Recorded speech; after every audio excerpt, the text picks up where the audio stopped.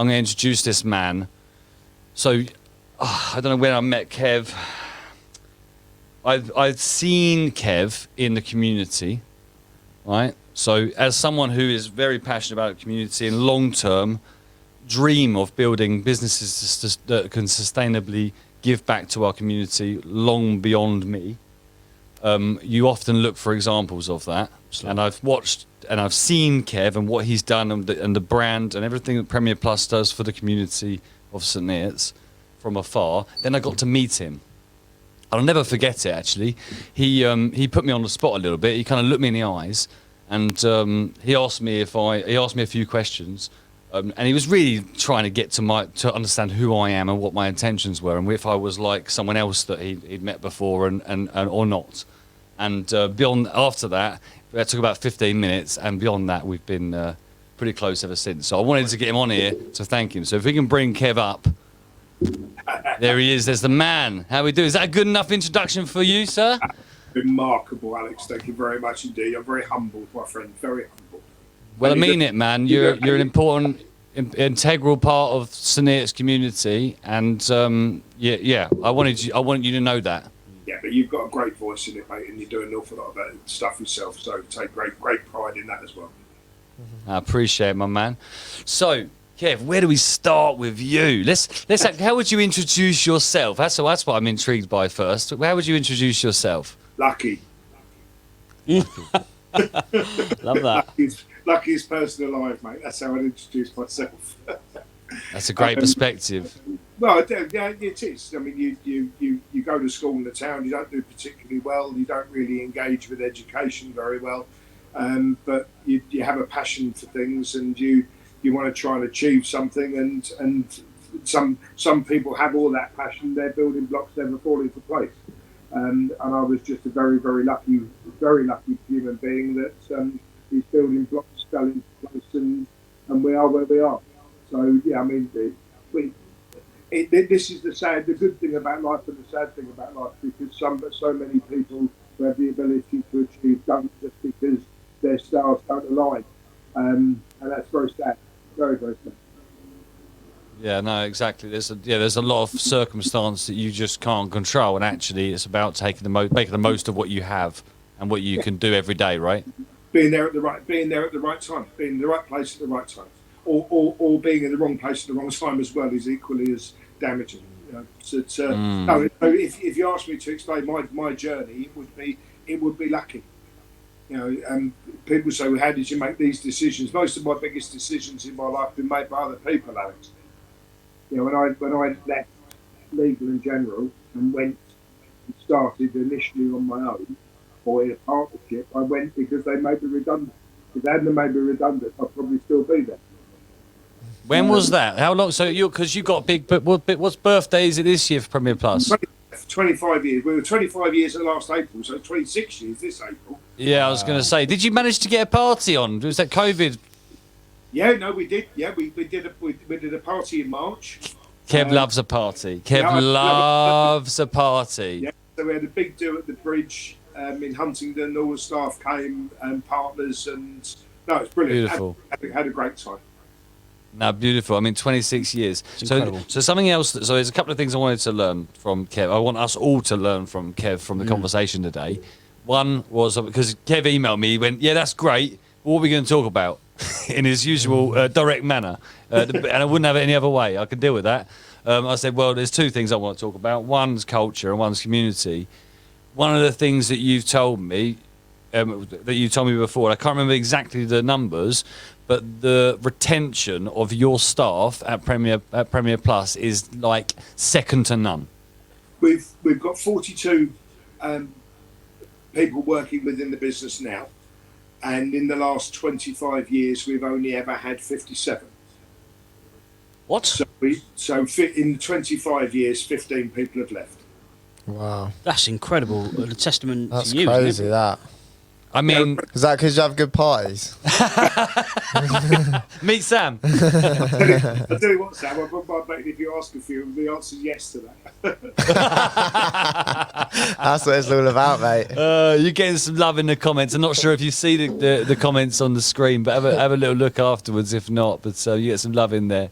What's the, there's a lot of people talk, we've talked about it over a drink or few in the past. A lot of people talk about culture and team and hiring and, advice in this and that. But do you have any advice around, is it as simple as providing that box? I don't know if you heard me speaking to Lynette earlier about the story you told me about the box that you provide to your employees to put their problems in when they've got an issue. Have you got some insights around that? Do you ever think about it? Yeah, I mean, I'll do two with you. Firstly, that box idea, I do use that box. And if we've ever got any confrontational conversations to have, it always starts off with our friendship is the box outside. This is now going to be a business meeting, and when we finish the business meeting, we then go and pick our friendship up as we leave. And wow. that's really, really important. That's been a thing from day one. But the other point, and I was thinking about this morning, Alex, in preempting the conversation, application management. And what I mean by that is if you've got somebody that you've chosen to do a role and you've trained them correctly and you've chosen the right person to do the role, let them get on with it. Let them go and do it. Don't micromanage it. Don't get involved. Don't pick at it. Don't criticise. Just let them get on with it. And if it goes wrong, the first thing you do is look back at yourself. Why do I choose the wrong person to do that? That shows trust, though, in your employees, and it also shows, again, like you said, the amount of people who have left you over the last 26 years shows it works.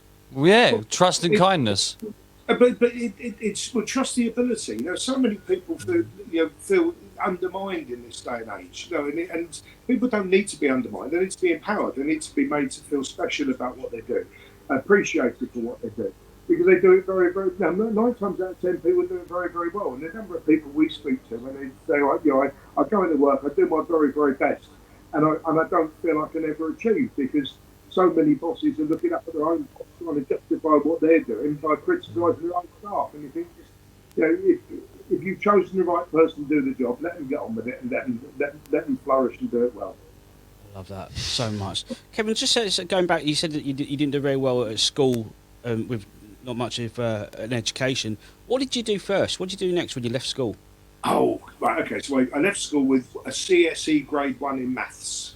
Mm-hmm. That was it. Nothing more.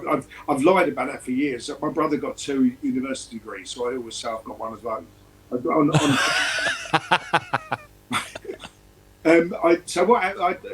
This is a funny story. So we were in the assembly at school, and I always used to wear a 3-piece suit to school. I know. Honestly, go on, tell them about that. And we were in assembly one day, and the guy said, "Oh, there's a job come up. The company in town is looking for somebody to go and work there." And there's a couple of guys said, "Oh," I heard them say, "Well, we're going to go there lunchtime and apply for that job." And then somebody else said, "Well, I'm not going to wait for lunch. I'm not there at lunch. I'm not going to go at break." And who sod that? I'll go now. Love that. In his suit. And the strange of the job was for a company called Hepworth's. I don't know if you remember them, but they used to be the equivalent of Burton's, selling suits and shirts and ties. And I went down there and got the job as on a Saturday job. And I was there for Saturdays for about 8 months. And then me and the school decided it wasn't the most conducive relationship we had. And it got to a head on the Thursday, and on the Friday my dad made me spend all day phoning around companies like Grace's and everything else looking for a job. And I went into Hepworth's for my Saturday job, and they said, "Do you want a full-time job?" And I said, "I'd love one." They said, "When can you start?" I said, "Monday." And that was it. He's a very now man. So did you literally learn you learned the trade on the job really and build up? Obviously, you said you got made redundant and then got into this job now. I was selling suits, shirts and ties, and a guy came in and I sold him a suit, shirt, tie, shoes, socks, which was what you were supposed to do. And he said, "You're quite good at this. And how much do you earn?" I said, £75 a week. He said, "Do you want to earn £100 a week?" I said, "Oh, yeah." And he said, "Okay, you can come and work for the Pearl Assurance, selling life assurance." Wow. So my entire career, the reason I'm sitting here now was for £25 a week. Wow. Because that's where it all started. You might remember, Alex, you're too young, but in those days, you used to go around and collect money at people's doors. Yeah, I do actually. I know. I remember that. My granddad used to do that for a living. Oh, okay. Well, that was my first job in insurance. I used to go around Wow. Eton Soken, Howell Weston, Kimbolton, and do you want a quick funny story about that? Yeah, Go of on, course. man. Yeah. Okay, so when I first started, So many. when I first started as a collector, you're taken round your round by your manager, and part of my round was up at Purton Hall and around there, quite often you'd get the one of the ladies whose husband was a farm labourer, and she would get the books and the money from a few people around, ladies around at work. And on this particular lady, you'd go in there, and on the dining room table was 6 or 7 people's books with all their money in. Yeah. And I had a great big book, like this, massive. And I used to open this big book, and I used to look at the person's name, and I had to write the money against each policy. Then I'd write the money in their book, and and then put all the money in change and everything else. And so we went to this one particular lady out at Purton Hall, and she went into her dining room, and there were her 7 books all laid out. And we did it, and she came in, and she had a plate of toast and a cup of tea. Now, she obviously done this to the agents before me, way back. And she presented this cup of tea and this piece of tea and toast.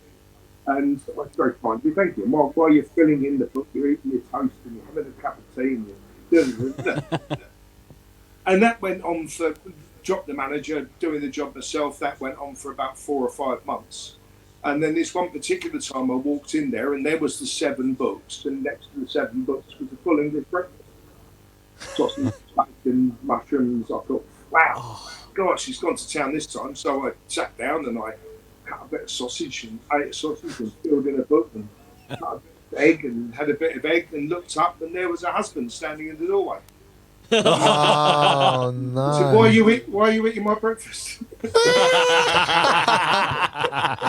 That's quality. Oh, brilliant. And she was standing behind him with his tea and toast.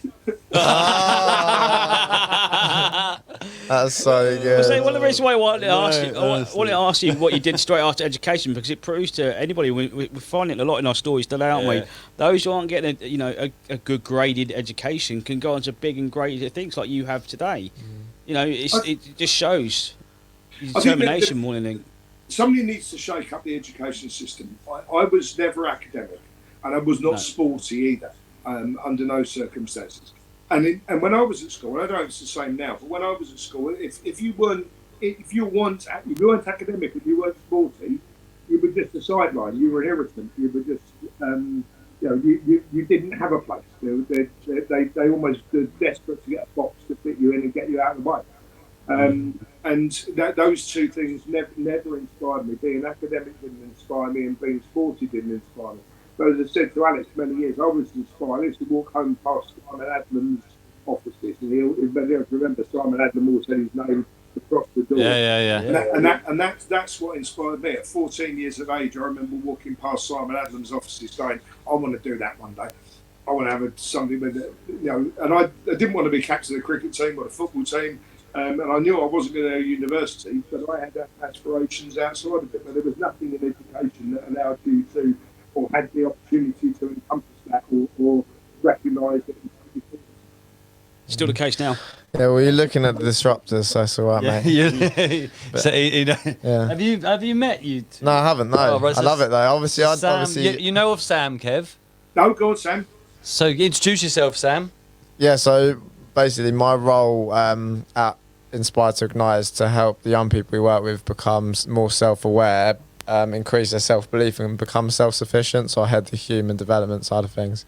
Bloody So yeah, brilliant. I'm curious. One, I want to challenge you on what you said at the start about being lucky. I think I've seen Jean-Luc's comment about that book. I'm curious about that, so I'll have a look at that. But also I think, like, from what you've said, I understand obviously there's those opportunities in your life, and you look back at these little moments, and like you say, oh, what would it look like if it was this way, or if I didn't get offered the £25 and stuff like that. But at the same time, you were aware of an opportunity. You're also aware that other people were going to take that, and you were proactive and took action yourself. So I think you can't just say you've been lucky. I think there's probably all these micro moments that you talk about oh, that if it wasn't for these this wouldn't happen. But at the same time, there's all those little micro actions that you've taken have led you to where you are today. So I think you've got to give yourself a bit of credit. Okay, but okay, thanks. Yeah. Do you want a cup of tea and 2 toasts for that as well? He's got a cup of tea for you. It's like at work. If you want to be successful, you can only be successful 30 seconds after every single member of your team is successful. You can't be successful first. No. And you have to recognise those moments in time, because they were signposts, they were forks in the road, whatever you want to look at them as. But they were all moments in time that made the difference. And yes, there is still an element of luck. Yes, you could have made that decision, or you could have made another decision. My decisions have always up. Yeah. Mostly have worked out okay, and have created what we've got. I love that. I was just gonna say as well, like, I love that mindset as well. I think that's definitely something I'm going to take away from this discussion. But also, like, obviously from the statistic you said at the start about the turnover of your staff in the last 25 years, I'm curious about, obviously linking to mental health and stuff. How does your organisation create a safe environment? Because that must be the case. Because if people didn't feel safe, then they wouldn't continue to stay at work at an organisation. And also if they didn't feel valued. So how do you create that in your organisation? Cool, that's a great question. That's my job, mate. And again, it's quite a deep question. I think it needs time to consider the answer. Really, how do I create safeness? Empowerment, I suppose, is the main thing. As I just said, you can only be successful after they are. So your job is to make them successful, because you know, and to have a pride in themselves. I'm not a criticizer of people. As I said, if something goes wrong, it's always my fault first. You know, whatever happens, it's my fault first. And even if somebody has coughed up, but I put them in that position to cough up, and if they weren't ready for it, or they weren't able to deal with it, then that was my fault in choosing the wrong person to put in the role. So it's taking on board your own responsibilities before you. I had an argument with somebody once, and I used this term. I said, you desire more from other people than you give yourself. Anybody like that really irritates me. You know, you have to fall on your sword first before you ask anybody else to do it. Bit dramatic, that. That's not in the army. But it also sounds like you've got a bit of an open door policy, because you come across as a really nice guy. You come across as a decent boss who trusts their employees. That you got your work there. But you sound like you got the door open to anybody who you work with. I haven't got a door. I love it. I said, my desk. I've seen where his desk is. My desk is out there with them. Absolutely. Yeah, see, I think that's amazing. Amen. And he still gets his toast. It's because I'm nosy and I want to know what's going on. I want to bring you back round, Kev. I want to bring you back round because I'm conscious of time. We've got about just under 10 minutes. Now, I want to talk about Communtiy. I said this to you before we started. You know, what you do and what you've created to be able to build a business that can sustainably support and contribute to its community is, for me, the gold star of what business should be about. And you know, given the chance, if I'm allowed, if the world allows me, as long as you've had in business, I'm still starting. But if the world allows that, if I could contribute an ounce of what you've given to this community, then I'll be very proud of myself, quite frankly, and you should be proud. Now, what is it that, and I don't want you to talk as a business. I don't want you to talk about it from a business perspective because you understand branding, you understand marketing. But what is it in your human heart that says to you, I need to support my community, it's important for me? And how did you link to that? Because I wouldn't be here without it. If I didn't have the support of the people that sit near us, I wouldn't have the business I've got. You can only spend so much. You can only use so much money. And from my point of view, if there's anything left, it goes back in. It's just about reimbursing the commitment that this community's shown to me and my business. But then just reimbursing and that commitment. It's just payback time, isn't it?